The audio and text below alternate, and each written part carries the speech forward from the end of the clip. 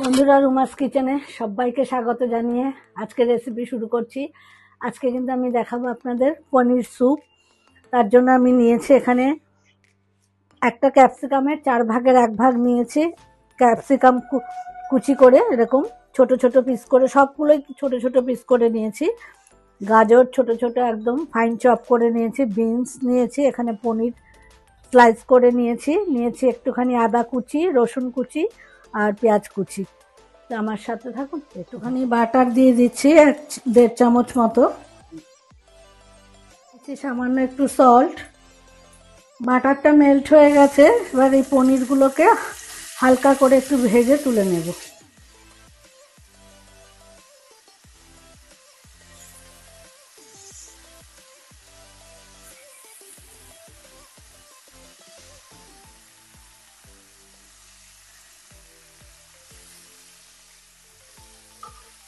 একটু just light করে ভাজা।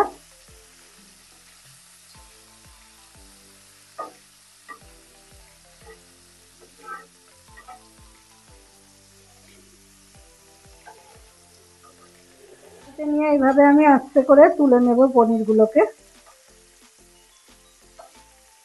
এবার পনিরগুলো আমি তুলে নিচ্ছি এই বোলটার মধ্যে। দিয়ে দিচ্ছি রসুন কুচি,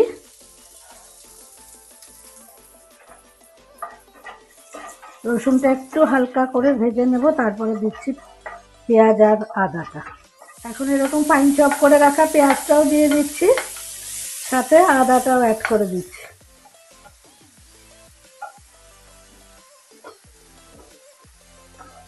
আবার সামান্য একটু লবণ।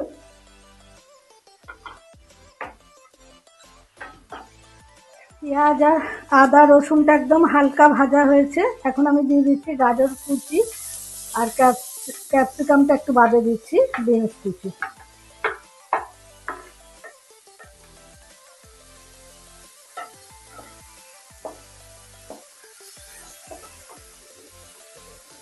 একটুখানি ঢেকে দিচ্ছি একটু তাড়াতাড়ি নরম হয়ে যাওয়ার জন্য। ক্যাপসিকামটা অ্যাড করে দিচ্ছি। ক্যাপসিকামটা দিয়ে একটু আলতোভাবে নাড়াচাড়া করে একটু 1 মিনিটের মতো আবার একটু ঢেকে দিচ্ছি। 1 মিনিট বাদে ঢাকাটা একটু সরিয়ে নিচ্ছি। এবার এর মধ্যে একটুখানি জল অ্যাড করছি, সামান্য একটুখানি মিষ্টি দিয়ে দিচ্ছি, একটু গোলমরিচ গুঁড়ো। আবার ঢেকে দেবো একটু।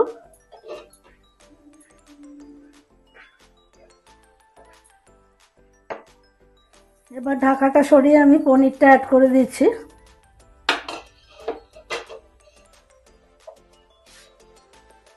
একই সাথে অ্যাড করব এর সাথে 1 কাপ দুধ।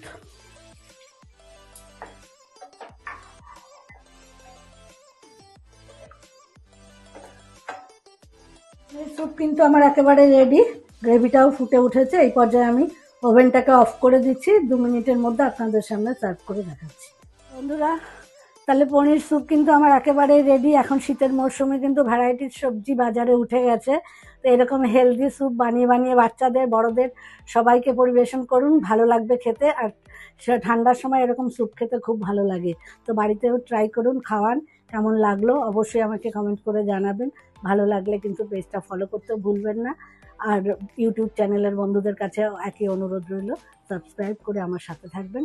সবাই ভালো থাকবেন, সুস্থ থাকবেন। টাটা।